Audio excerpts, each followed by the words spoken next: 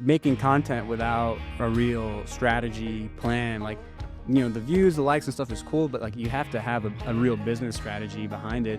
Otherwise, you'll have a lot of, you know, missed potential as far as not capitalize on a lot of things. And these are things I've learned over the years, and I'm still working on now. But early on, or I think there is this like idea about content creation, like you just got to, you know, get a lot of followers and get a lot of views, and that leads to instant monetization. It's like, yeah, it's not the case. No, you can have actually Absolutely not. You can have a lot fewer followers and be crushing it on monetization.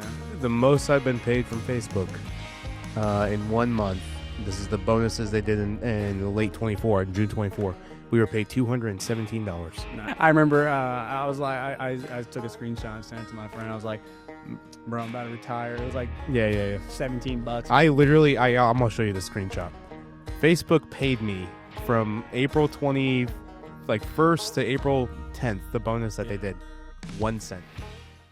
Welcome to the Explore Nash podcast. We are so glad that you are taking the time to listen to today's episode. Today we are talking about Nashville Hidden Gems. We are going to get deep into some of the food culture, the history of the brand, and the account Nashville Hidden Gems. So joining me today is Anis. Did I say it right? Yeah, you got it. Yeah. It is a pleasure to have you in the studio. I think the last time we did a podcast episode, this is crazy just thinking about this, I think it was like October of 2019. Yeah. And you were just getting Nashville Hidden Gems off the ground. And prior to that, we met a couple times to just talk about your idea and what you wanted to do.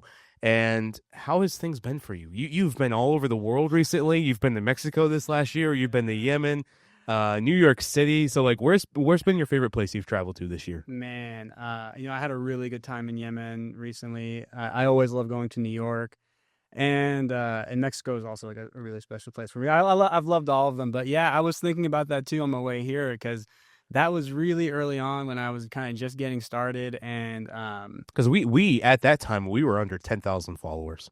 Yeah. At that time, 2019, yeah. Yeah, and then, you know, I actually left Nashville for about 2 years. Yeah, because then you moved to Mexico for a program. Yep. Exactly. Yeah. And then you guys were crushing it, man. And I mean, I really admire what you guys do, because I know how much time this stuff takes. And I'm always like, how is this guy everywhere? Yeah. The hard hat on today. He's at city council the next day. Yeah. He's reporting on everything, man. I mean, I like just like how broad, like everything that you cover. Like I really, like, I know how much time goes into this stuff. So when I see you guys, I'm like, man, how he must have a clone or something, man. No, it can only. I have a team of 9. That's awesome. Yeah. So we have a few full-time guys, and we have a lot of contractors. So if it wasn't for them, I would not be able to do what we do. Yeah. So Victor, if you're editing this, thank you for killing it. Shout out to Victor. There's a lot of conversations like how these YouTuber creators and stuff, like they're like, I don't want to hire an editing team because it doesn't meet my vision or my standard.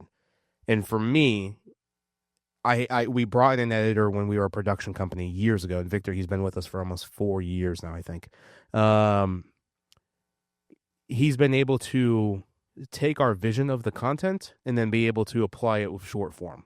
He's a long form editor, and so it's really nice to be able to have somebody that can take your vision and your idea and make it reality in video. Yeah.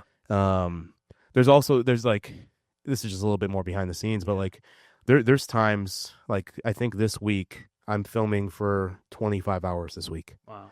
And so which is absolutely bizarre.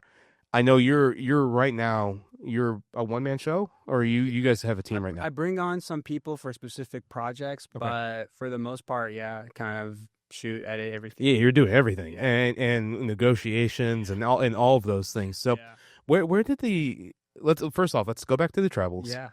Out of the 3 places you went to, give me a unique story from each. Wow, man, that's a great question. I mean, and apologies earlier, I was just turning off my watch. No, it's okay. To look at it.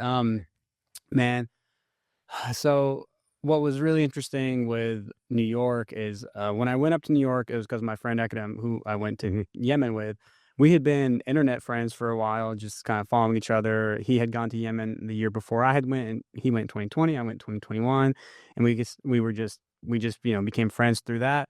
And he was doing a guest residency at a restaurant in Brooklyn, and so I was like, you know what, it's a good. I have a lot of friends in New York. It's a good. Did he learn how to cook in Yemen then? No, Or actually, okay. he has a pretty interesting story. He was a chef for 12 years and didn't really focus at all on Yemeni cooking. So he grew up in the States. I think he was based in Texas for a while, and then he went to New York to really start his career as a chef.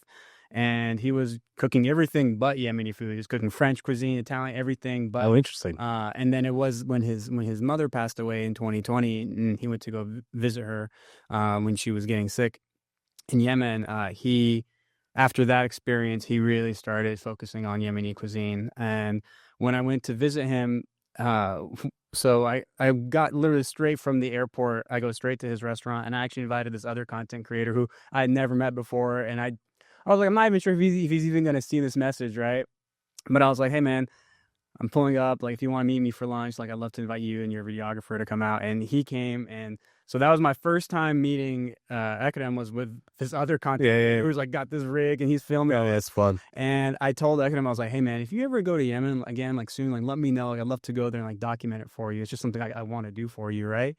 And I guess he remembered I said that, because a month later is when he messaged me like, hey man, are you free March 15th to like April 2nd? Are you free to go to Yemen? I was like, well, I told him I would do it, so we got to go. And so that's kind of how that happened. And that was just like such a, like, I think of all the little things that led to that happening, like, us connecting online, me going for his pop-up, me inviting Nicholas, this other content creator, to show up, and like how that all led to that trip eventually happening. And I would say my favorite part of the trip in Yemen was just really hanging out with Ekrem and his family.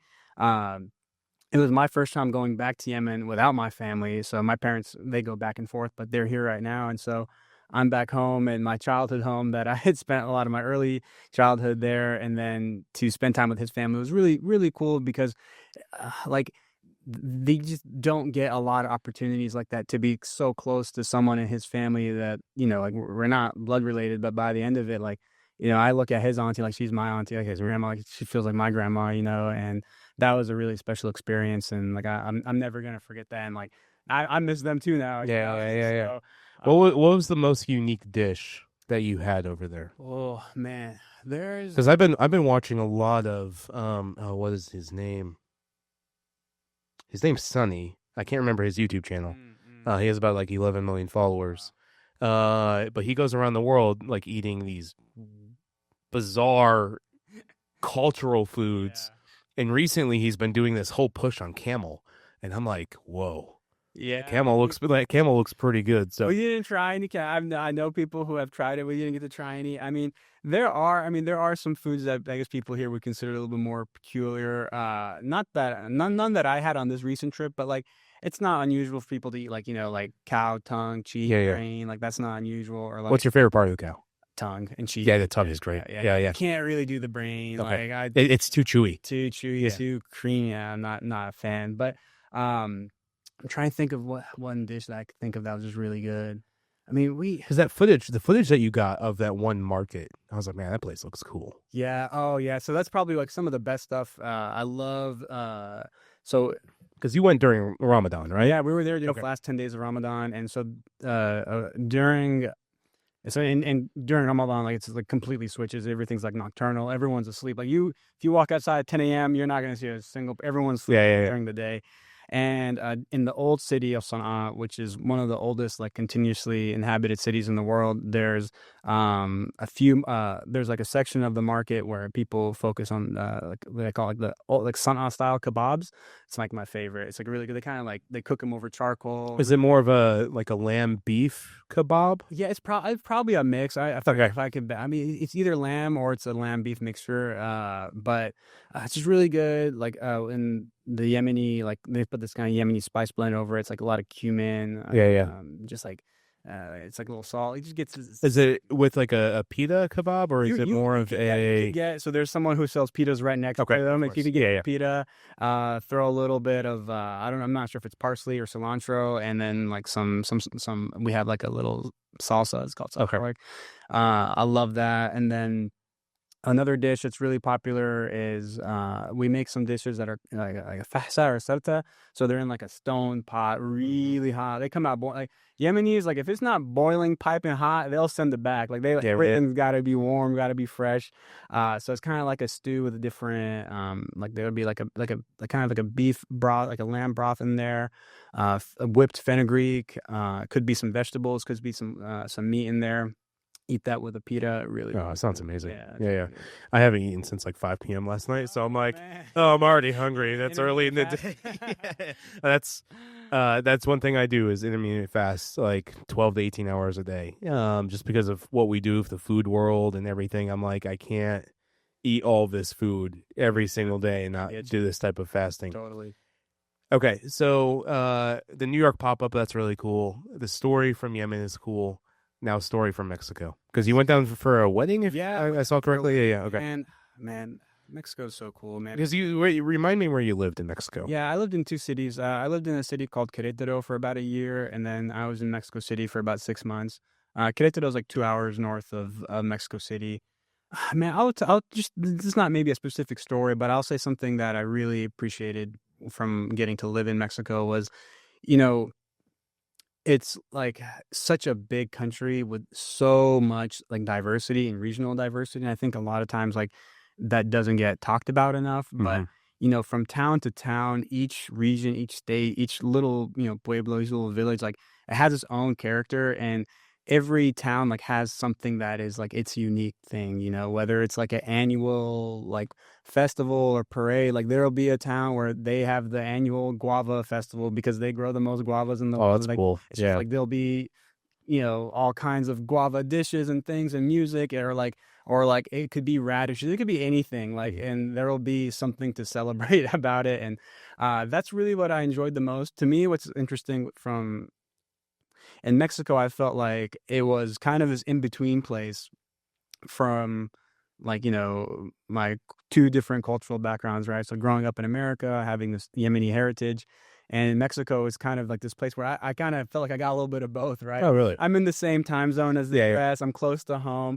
A lot of this similar infrastructure as far as like, my internet is good, cell connection's easy, which those things are kind of hard in Yemen, but you also get kind of that same community type feeling, really family oriented culture.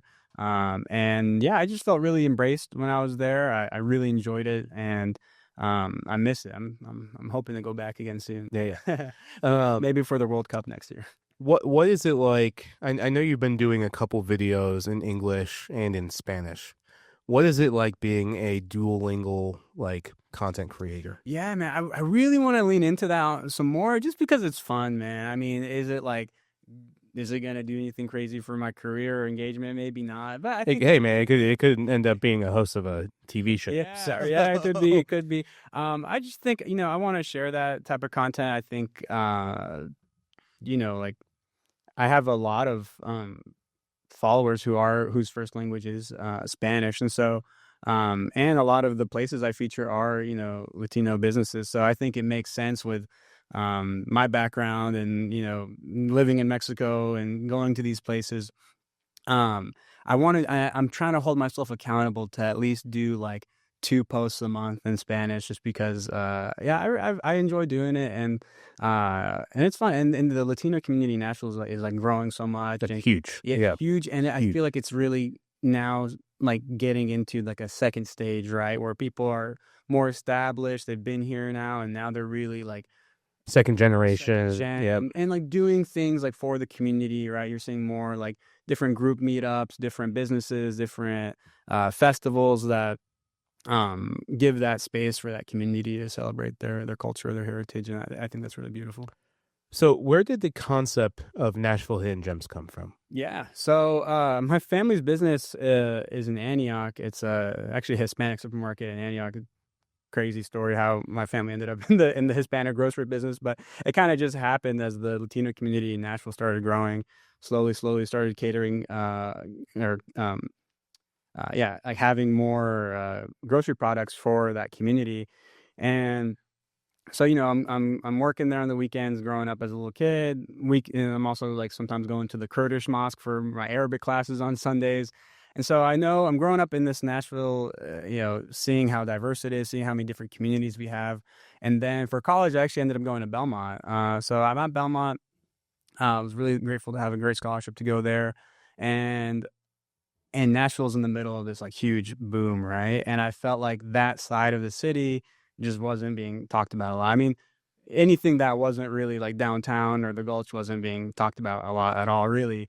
And I know you know a ton about Nashville and Middle Tennessee and Tennessee history in general, so I'm sure you've kind of felt that too sometimes, where maybe we have a hyper focus on one side of the city. But um, what I just noticed, yeah, people didn't even know it existed. Even people who lived in Nashville didn't know that there's this, this area of town with all these different international communities. And so I started a food tour, taking people there. And at kind of beginning or kind of fall of 2019, I was still a senior at Belmont. Had a pretty flexible schedule at that point. I was only having classes Tuesday, Thursday. So I started running the tour basically like 5 times a week. I'd literally pick people up in my Nissan Rogue, and we'd go down. I picked them up from their Airbnb or their hotel, and it was really cool just to see people's reactions from that.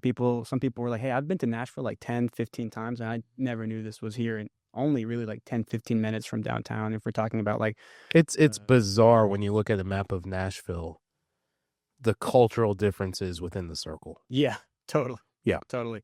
Because, if there's no traffic, you could get from the zoo to downtown in 10 minutes, basically, right? And, that's where you have Plaza Mariachi. That's where you have Little Kurdistan area.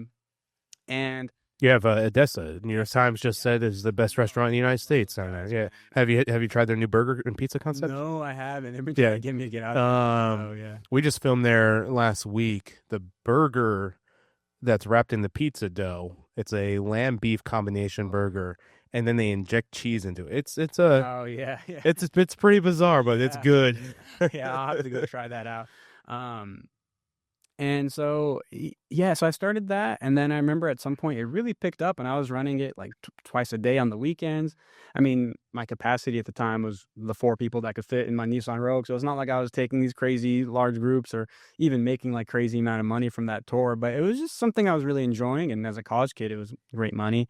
And I remember at one point I was like, man, I need a break, man. This is kind of getting like a lot. Like when you do the same tour all the time, every day, it can kind of wear on you. You cracking the same jokes, and then you have a great group. I think there's one tour I did almost 3 months straight, and it was a downtown food tour. Yeah, it's a lot. It'll wear on. Especially like, okay, I noticed something too.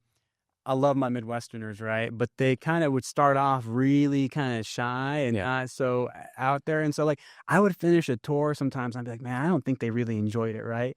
And then they leave the most amazing review. They're like, oh man, Ennis was the best guide. This is the best tour ever. Like, I'm like, man, like y'all were so like, introverted or so shy. It would just take a while to warm up to me, I guess.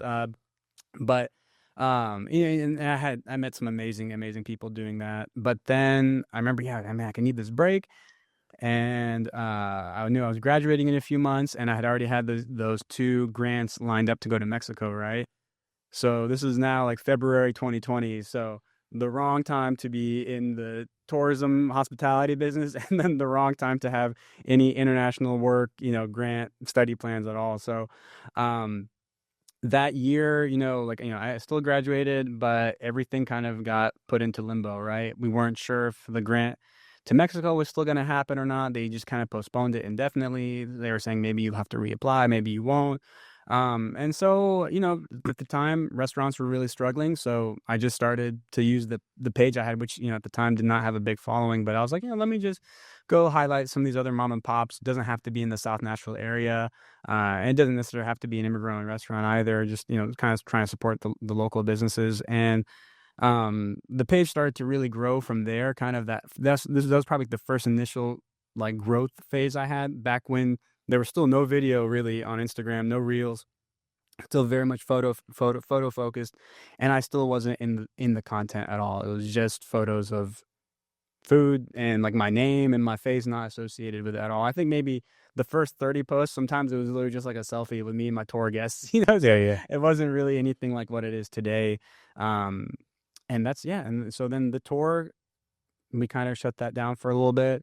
And then I ended up going to Mexico for 2 years, kind of just tried to keep the page alive with like backlog content I had once a week, once every 2 weeks, just to keep it going. And then I'm sure, you saw this like during 2021, 2022. I mean, the content economy, the online, these platforms, they just changed so much as they went full steam ahead into short form video, right? I mean, it was like you either adapted to short form video or you got left behind. And then we kind of saw the emergence of like more personality led content creators and like people who were really putting their face out there. And there was a few creators that I was watching at the time, and I felt like, okay, I see what they're doing. I think maybe that's something I can emulate. And so when I came back from Mexico, that's beginning of 2023, so about 2 years 2 years from today, I was like, let me give that a shot to kind of slowly introduce my face a little bit in there. Maybe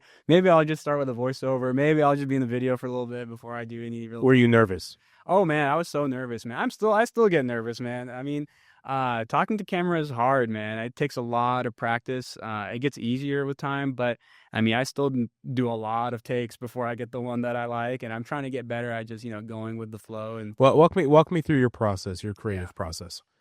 So,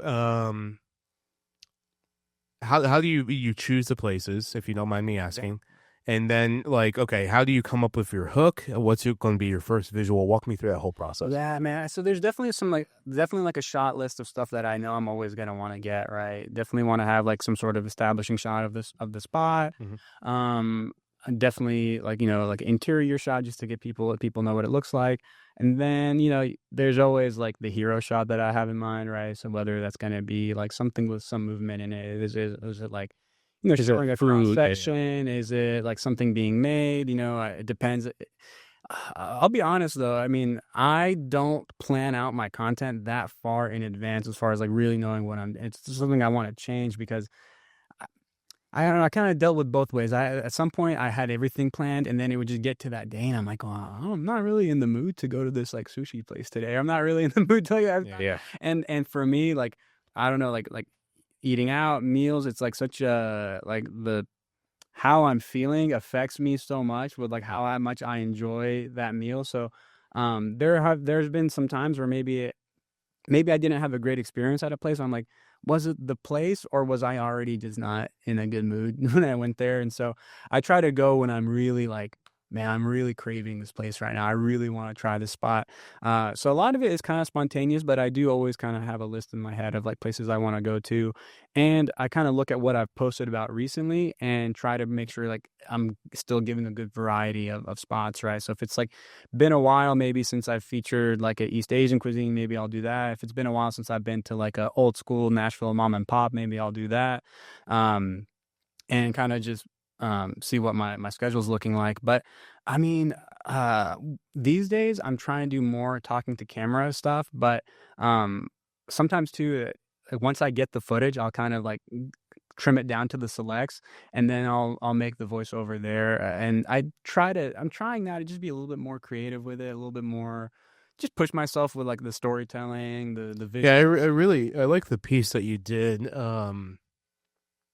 It's had to be January or February with Visit Music City. Yeah. With the one, like I liked what I really enjoyed about it was the 3 different angles, little stack thing. Yeah. So that's something like I saw people doing that, and I like it's something about it because it's like I think anybody who shoots short form, like sometimes it's like, and you're shooting vertical content, like it feels very limiting. The 9x16, and so being able to kind of give a little bit more context visually is really satisfying, especially if you have a background of shooting stuff in a more, what piece are you proudest of?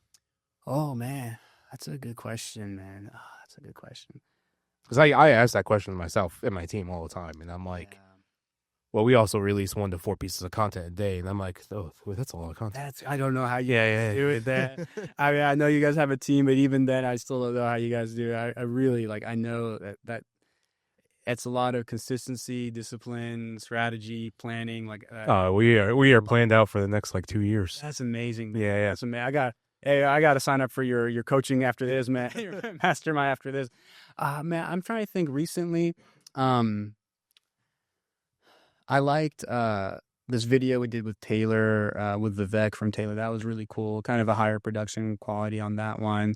Um, this last one I did, I actually really enjoyed it just because The tire one? yeah, yeah, Okay, yeah. I really enjoyed that. Yeah, I thought that was really funny. You're like, yeah. Yeah. I just enjoyed that one because it was a really simple video. It didn't really take me that long to edit, but um I had shot that like 2 months ago, like before I went to Yemen and everything. And I was like, I kind of challenged myself to like make it feel fresh again, even to me, and then I had from the very beginning though, I knew I wanted to do some sort of hook or, intro that has to do with like The tire the shop. tire Yeah, shop yeah. and the use and like that kind of symbiotic relationship that you see because you see it It's everywhere. on Murfreesboro Pike, Dickerson Pike. Yeah. Any of the pikes, they're gonna see a used tire shop and you're gonna see a taco truck in the corner. And I think that's something that even beyond Nashville, I mean, anywhere West Coast, LA, you'll see that. Oh, Houston. Yeah. Houston, and I just think that like it's just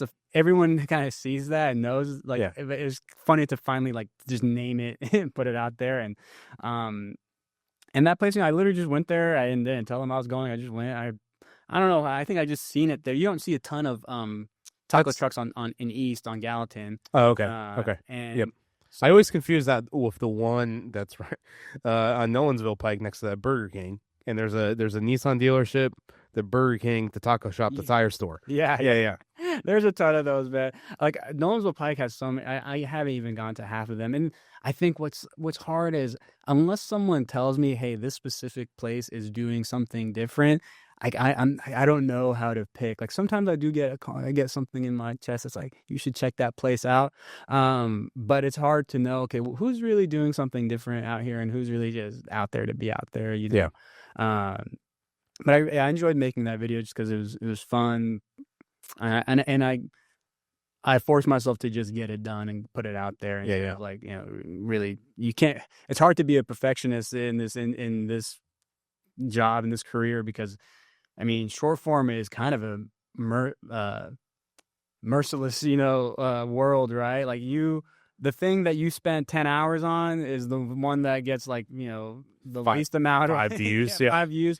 And the thing that you just put out there is the one that ends up being, sharing. So, but I do think this is important. I tell this just as much to myself as to anybody who's like making content. But at some point, you definitely want to make content that your audience enjoys, that people want to watch and share. But you do also have to make content for yourself too, like to satisfy that like that inner, whether it's like I guess creative itch or just like personal satisfaction because you really cannot completely control how like people's reactions and how something will perform. You really cannot control that.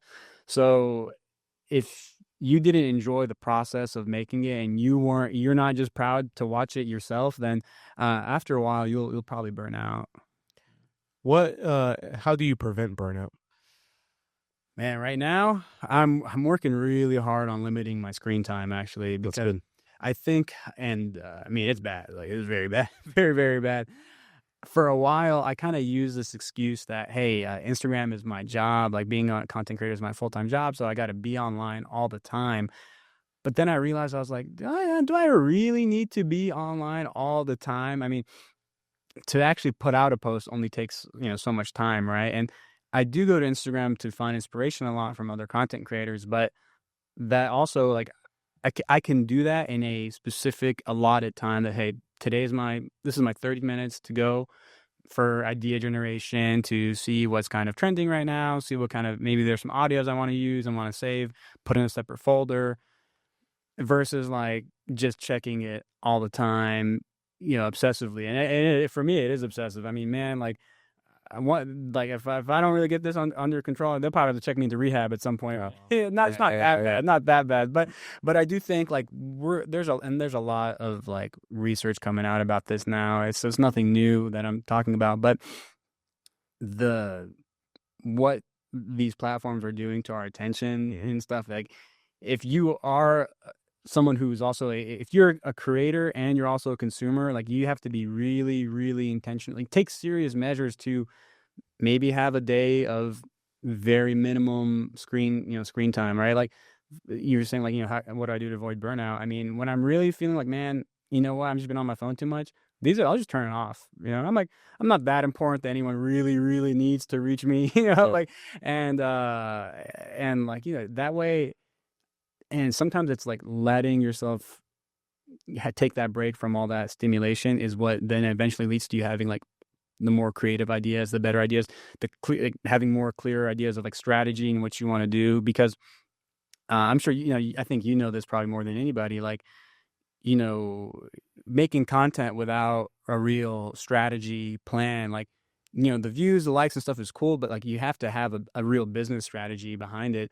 Otherwise, you'll have a lot of missed potential as far as not capitalize on a lot of things. And these are things I've learned over the years and I'm still working on now. But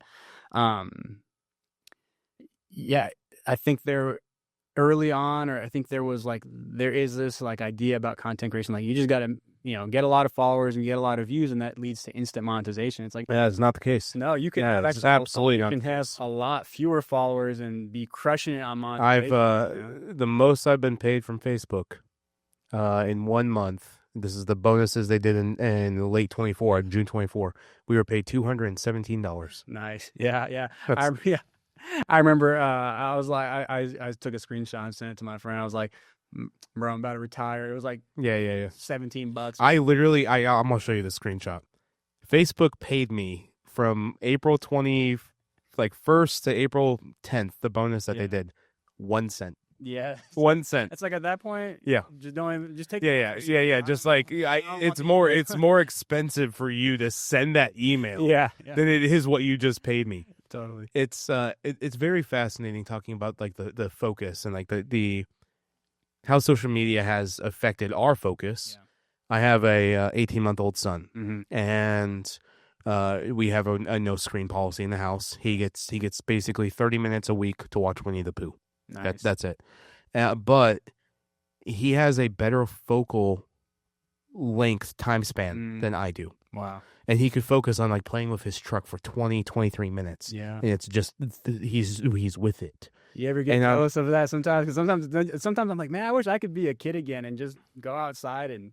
Oh, absolutely. Yeah. I'm definitely, I don't know if jealous is the right word, but like I'm like, wow, this device that I've built an entire business off of has destroyed my mind and my focus. Yeah. Where I can't look at a truck for 22 minutes and play with it.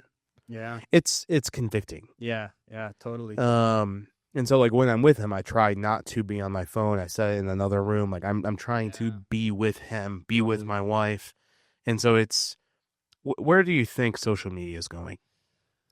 Man, I think the big platforms. Can I say shit on the platform? Yeah. I think they're going to shit. Yeah. Personally, I think if they don't do anything to course correct, it's just too easy. What's a course correction? Like to change maybe like how the algorithm is set up, or to change how they reward like independent content creators. Because do you miss the time? Like I miss the timeline of seeing it in the actual timeline. Yeah, I miss the timeline. I mean, basically, I think what's happening with social media now is like the output. There's like so much more output, but the average person feels, I think they're feeling less excited to share. They feel like it's harder to connect with even their friends or people of like-minded interests. And I think there's just like, the brain rot content that is just taking over is eventually going to crowd out the people who are actually making like the higher quality, good quality content, which by that, all I just mean is like content made by a real person to connect with real people, right? Instead of like, someone who's just like pulling clips from different places and repurposing them. And there's a lot of those.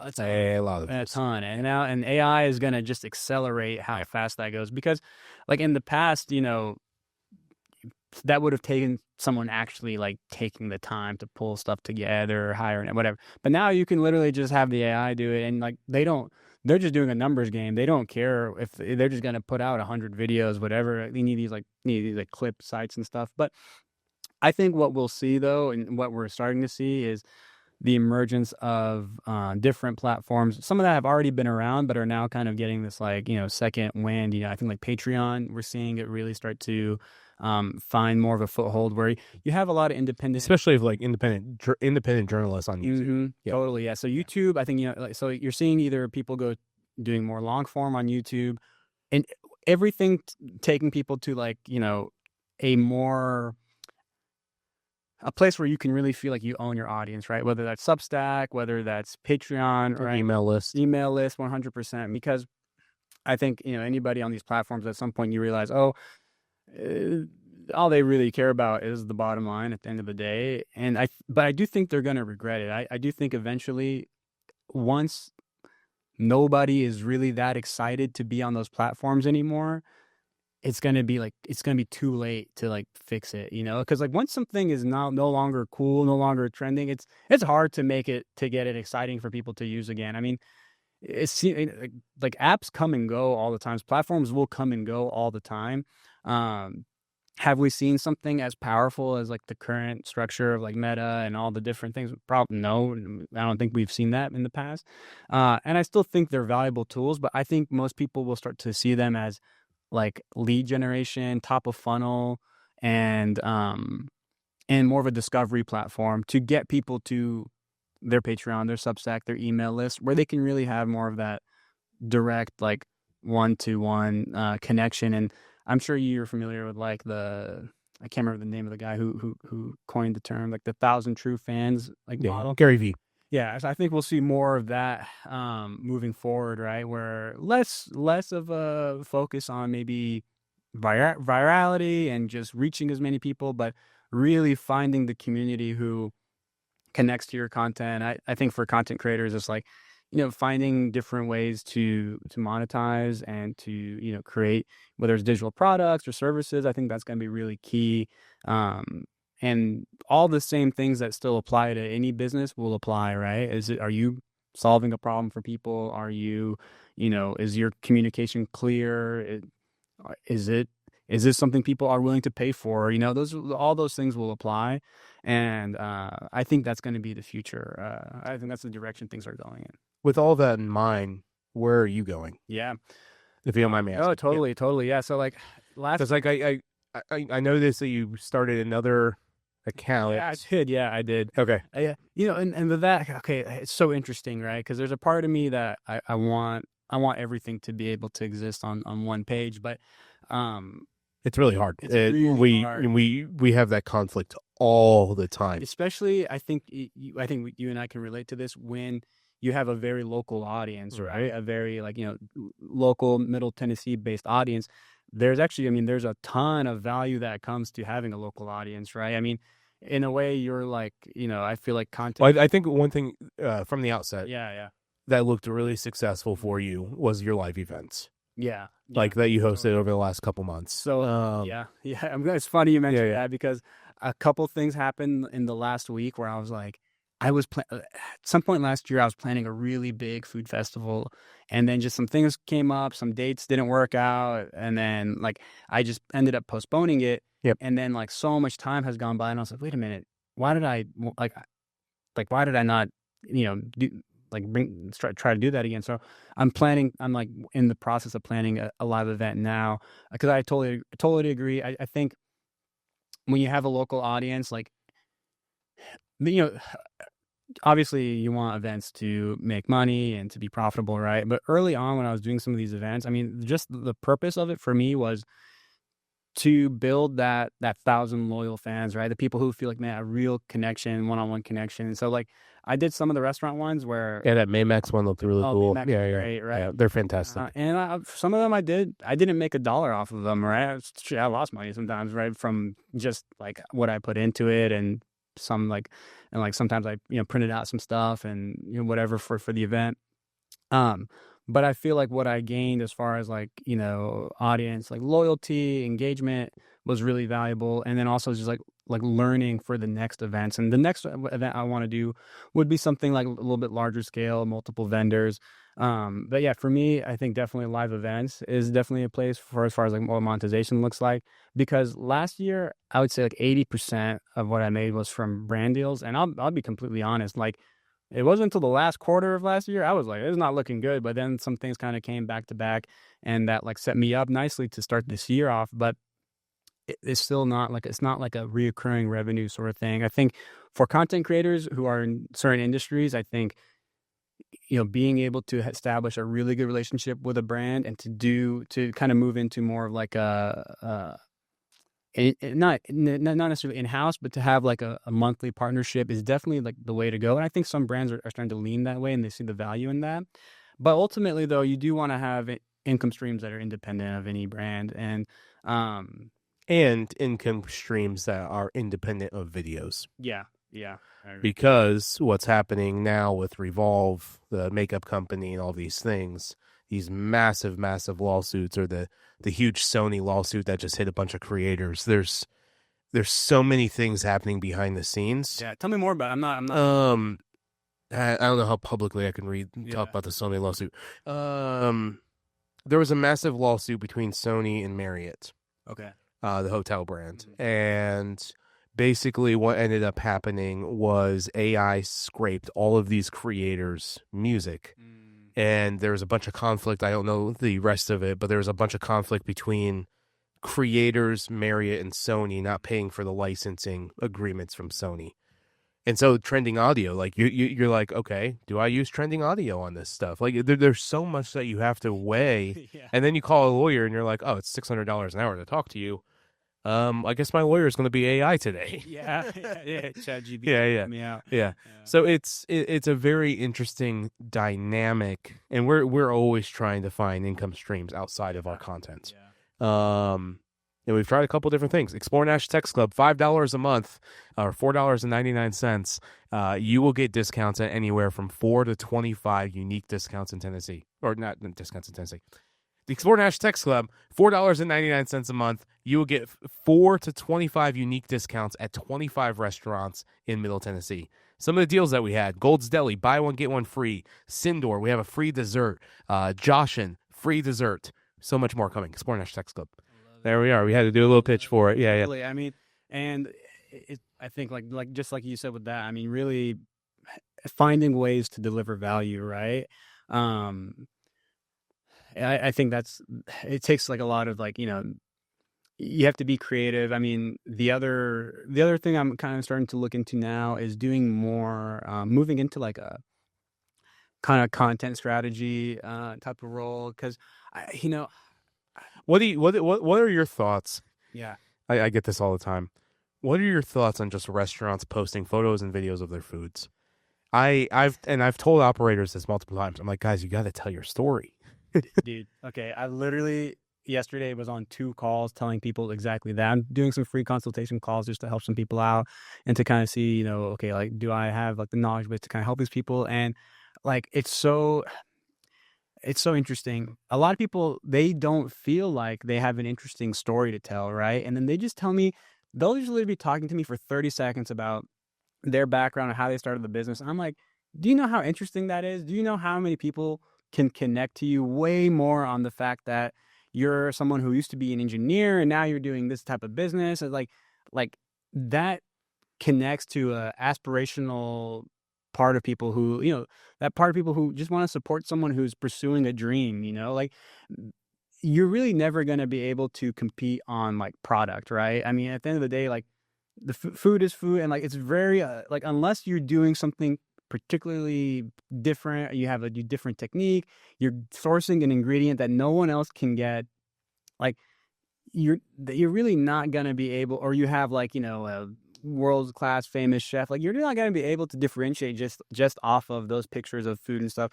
I mean, I think to make social media worth your time, you have to be telling your story, and then let the food speak for itself when they get there, right? There's something I tell people too all the time. I'm like, if your customer experience is not where it needs to be, then don't even get no one in the door yet until you have that figured out. Like, do whatever training you got to do, find the right staff, be there to like, create that positive customer experience, because and especially in the food business, the restaurant business, it's really hard to get a second chance if someone has a bad experience, and poor service, a poor front of house experience will override even like a good or great meal. Like, because at the end of the day, when people look, any given night in Nashville, there's probably, I don't know, 500 tables where people are spending a couple $100 on a meal, $500, probably more, right?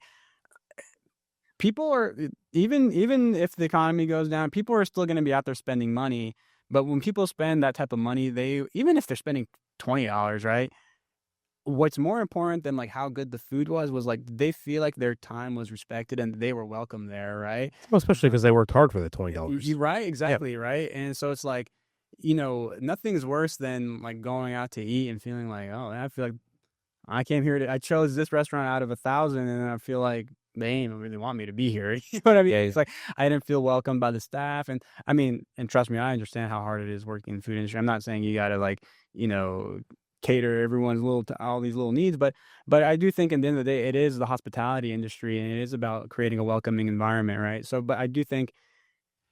So those two things go hand in hand, right? Like telling your story to get people to connect with you as a brand, as a person, to come visit you, and then reinforcing that, like, if your story is like, hey, I did this because I wanted to make something where, we're using great ingredients and it's going to make you feel good, and this is like a positive work environment, then like that needs to also be reflected when people go. They should be able to feel that. I mean, I talk about them a lot. Yeah, I think it's telling the why. Yeah.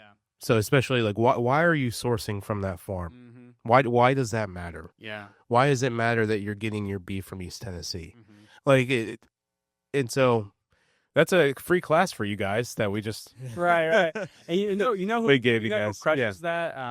The guys at NOCO, right? Oh, yeah. They crush it. Junior and all that. Junior, John, like they really crush it with like the why, right? Well, and then even the next day calling you. Yeah.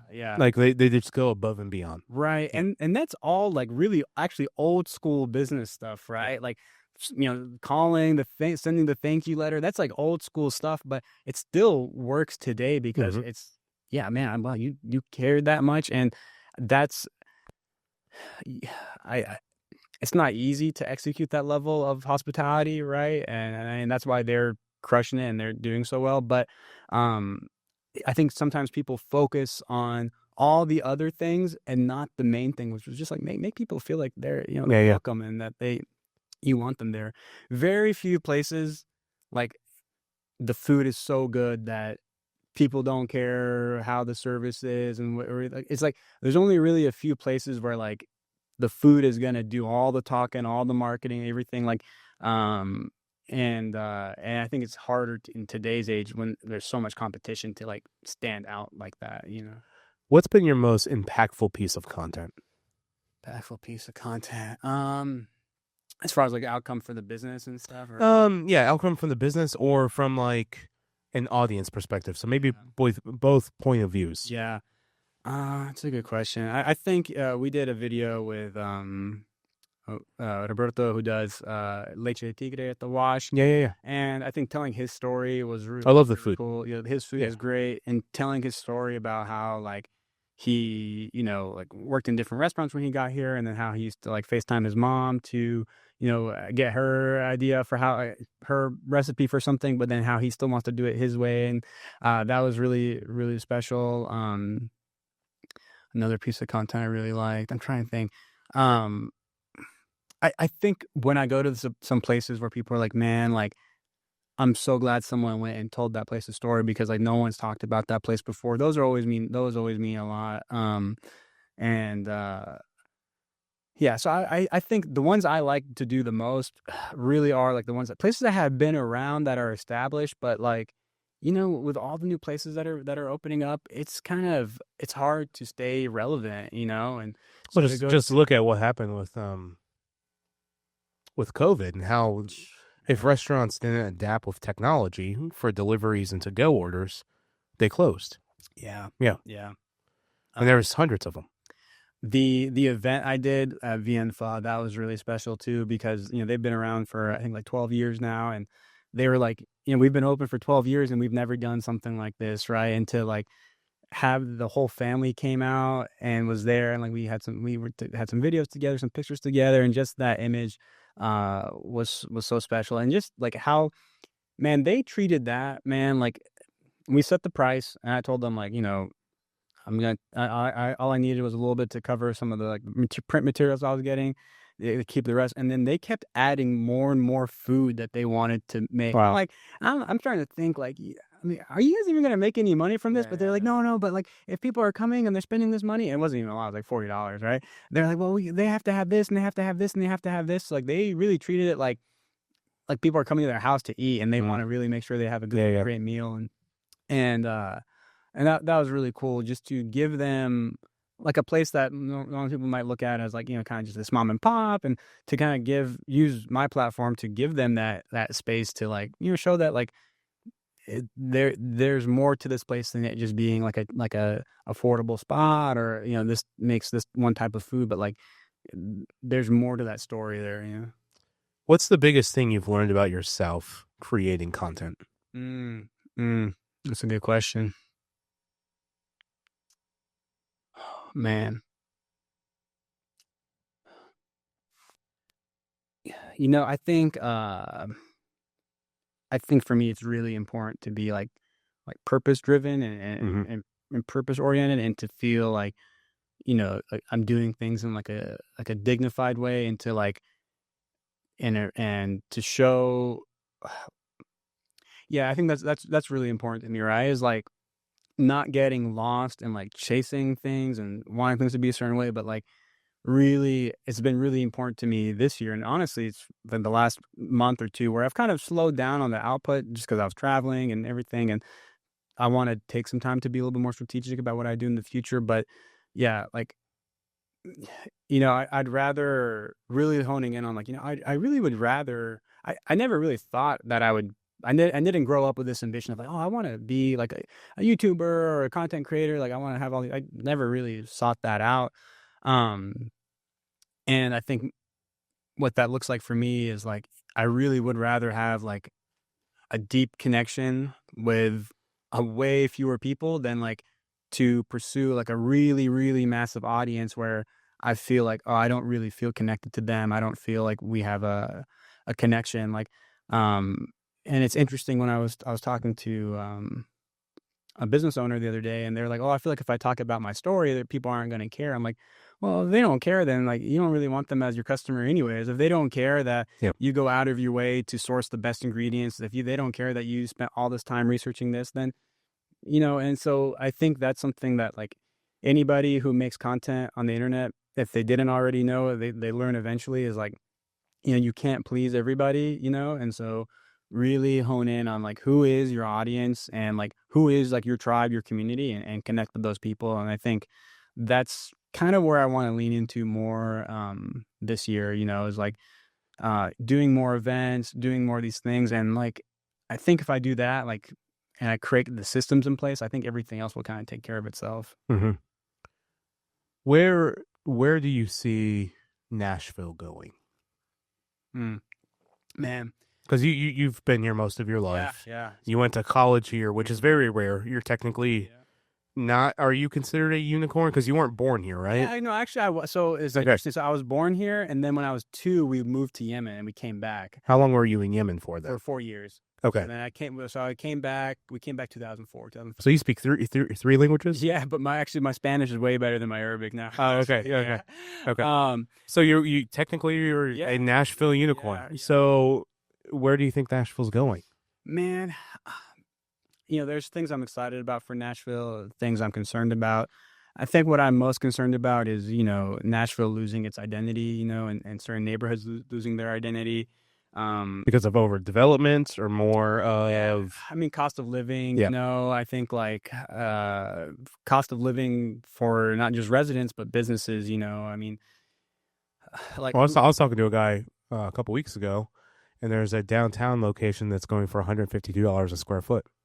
And I'm like, you're going to be paying $190,000 in rent for a 1-year place? Like, that logically doesn't make sense. Yeah. Yeah. So that's what I'm concerned about, is I'm concerned that there's some, I think, a lot of people are looking at Nashville as like a cash cow, right? Yeah. A way to make a quick buck, and It's the modern day gold mine. right, and Yeah.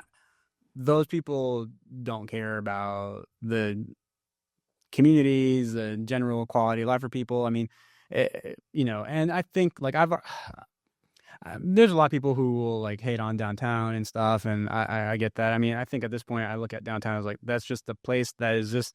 I mean, it's for visitors. I mean, there are times where I'll go downtown for certain things, but and at the same time, I understand that hey, a lot of people they're feeding their families from the money they're making working on Broadway. So I have nothing against that.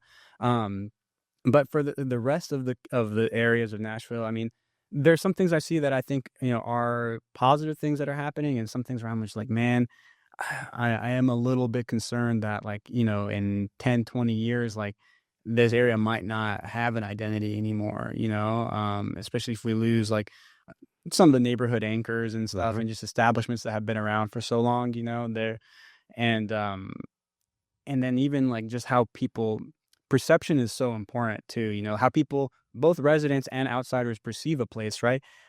As a local, I don't really love the fact that a lot of people, whether this is right or wrong, perceive Nashville as just like a party city and like a bachelor party city. Like that's a part of the city. You can't deny that, but there is a lot more to the city than just that. And I'm hoping in the next 10, 20 years, and maybe some of the things happening will impact that, but I'm hoping that that the public perception maybe changes a little bit, and we're seen as like a more cultured city, more a city with a lot to offer, and not just the focus being like this is the place to go to all these bars and all that stuff. It's like it's fun. People can go have a good time, but I'd like to see a little bit more being shared.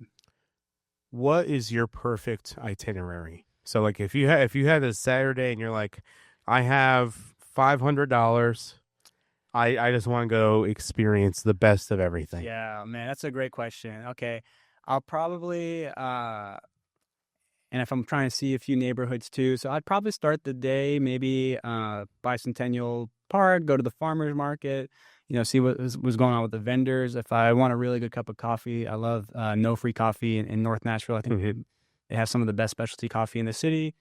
I would try, it's going to be hard, but I'm going to try to get, I guess this would be lunch, brunch at Kisser. I'd try to do that. I would maybe from there, or probably around 1 o'clock. I mean, I personally am not too much of a shopper, but if you're already in East, you want to do some vintage shopping, maybe go to Grimey's, pick up a record, you could do that. After that, maybe I head downtown. I think you can kind of choose your pick of museum if you want to go to, Johnny Cash, country music. I think the Museum of African American Music is amazing. It's not well known about. Yeah, it's really underrated museum. I mean, it's so new, really, and you could. I think like Fifth and Broad Assembly is a cool place to go check out some food options.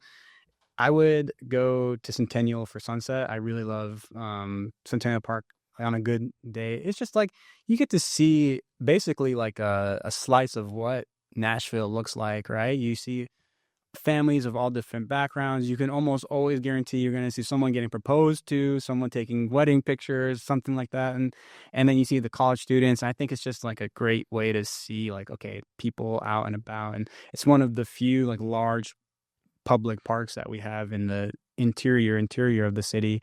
And then for dinner, oh man, it's hard to pick a spot for dinner, but man, there's some good options out there. I really loved Peninsula. I thought it was one of the like, I think from just the perspective of like, okay, if you're eating out and you really want to try something different but delicious, like every dish just felt different. Like there's some places where like the food is really great, but it's like not out of the ordinary, or not something that like you look at it like it's going to taste good. But at Peninsula, I'm like, I have no idea really what this is going to taste like, and it was like an adventurous meal, and I really enjoyed it.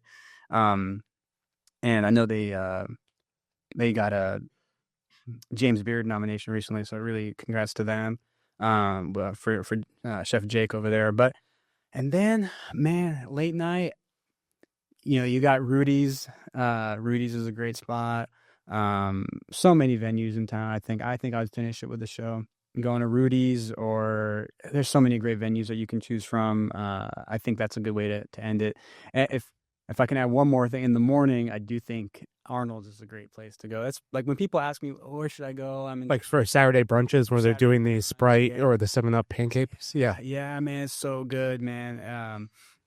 And people ask me a lot, where should I go for lunch or breakfast? And they're visiting and they're only in town for 24 hours. Like, I know where people's itinerary generally has them if they're visiting. I probably won't tell you to drive 25 minutes out the way there, just because I understand, especially if you're new to the city. There are some good places worth driving to, but if you're in town, you're in the downtown area, I think Arnold's is a must. It's like that's my favorite place to eat if I'm in the downtown area for sure. Give a shout out to an Antioch business. Antioch business. There's one I just went to recently called Meatville. Oh my gosh, barbecue spot. Oh, that's right. You beat me to there. I remember. That place is Kamal and brothers. You guys have one of the best concepts in Nashville, and it is worth the drive. Yeah. Meadville's great. OG spot, King Market. Yeah, King Market's awesome. It's been years since I've been to King Market. Korean spot right over there too. Haiwan Dai is great. Island Vibes, the Jamaican spot over there, really great. Does it compare to Jamaican Way at all in the farmers market, or is it different? Yeah, I really liked it. I thought it was really good. There's another Jamaican spot. I can't remember. There's another one. There's Mofungo. Oh yeah. And then there's also Rhythm and Spice in North Nashville. Spice is good. There's a truck that I see sometimes in North Nashville.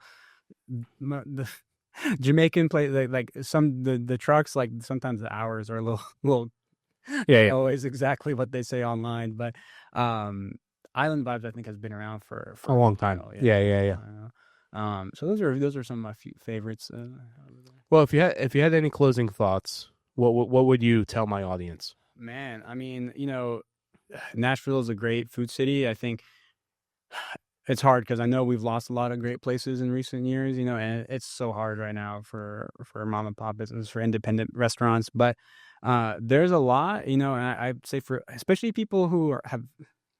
A lot of people have moved to Nashville recently, and it's just the way life is. Like you kind of settle into the area that you're in, and you don't get to explore a lot. But like, there is a lot of great food. South Nashville, off Murfreesboro Pike, off Nolensville Pike. Like, so many people are quick to say, "Oh, you can't find this type of food here," or a lot of great Asian restaurants in West Nashville. You have Vien Phuc and Yang, Korea House. Like a lot of great options, and yeah, I'd say go out, explore, find a new place, and for people like for me and you, we have to go to new spots all the time because it's part of what we do. We cover spots or places that are new to us. But man, it's so beautiful to be a regular at a place, to kind of go somewhere where they know your order and you just have your table, you have your spot, and I think ultimately that's like the lifeline of a lot of businesses, right? Is the regulars, and if you like a place, like tell your friends about it, I had a diner in college that I would go to every single Friday, and I went there I think for 2.5, 3 years maybe in a row. I would walk in, and it was a breakfast diner, so it was like full blown like the big like plates of like eggs and toast and pancakes. Every other week they knew I would change the order. They would walk in. We would walk in exactly around like 7:30. Yeah. And the food would slide across the table. I love that, man. And because of that, like on an $8 meal, I would give like a $10 tip every single time. Yeah. Exactly, man. And I think that's what's really like, ultimately, that's what it's about. Is like, that's what's special about a local mom and pop, is like the ability to build that relationship, right? And like we talked about, we're talking as far as for restaurants, when they're thinking about how they market, like, when you're that mom and pop, I mean, that's your superpower, is your story, right? What makes you unique, because you don't want to compete on like, just the product and what you do and the food, but like really like what is it that sets you apart? And I'm excited. I think there's a lot of exciting things happening in the Nashville food scene, both at just like the, as far as like the international immigrant spots, but also like some of the higher end spots. I'll be honest, like I've never really been like a fine dining, like high roller type of diner. So there's a lot of the newer spots I still haven't been to, but it still is exciting to know that like we're getting some of that stuff. And I remember like 2012, 13, like we were losing our mind just to get our first like specialty coffee shop, specialty this, like. So it's funny now. I think how quickly we've changed in like oh, we're getting another this or another this. Like people so fast, like we've gotten used to like this the plethora of options that we have, and it didn't used to always be like that. But yeah, for everyone watching, I mean, I know we have a lot of our audience overlap sometimes. So you know, I was really happy to be here. I mean, man, I really admire what you and your team Thank do, you. man. Like Thank you. like I'm telling you, I can't tell you how many times I've like woken up and I see you post. I'm like, man, like how is he already on the? He's like a beat reporter. He's a breaking news reporter. He's like, thank you. He's going out of the way 2 hours outside of the city. I'm Yeah. like, that's a lot of effort, man. That's a ton of effort. So, and this beautiful studio you got and the production quality, like, man, you guys have really been an inspiration to me. And Thank you. it's awesome that we've both gotten to kind of see each other grow, and I'm excited for you guys what's coming up. And yeah, thanks for that. Could people book food tours with you now? Yeah, so the food tours, I basically exclusively do like corporate groups now. Okay. Yeah, just because like for the scale and the volume for it to make sense, and the way I've kind of changed it up now, where the priority of the food tour is to go to restaurants where I can get the owners to come out and speak to the group. And I've really enjoyed doing that for the corporate groups or your organizations. So we do like nonprofits, universities. So any CEOs listening to this, make sure to hire him and do some of these unique things, because he is getting the owners of these restaurants out, and you get to have these meet and greets. And there's a lot of situations where you will never have that opportunity because they're so busy cooking their food. Yeah. So make sure to give him a book. Appreciate it. Book him for a food tour.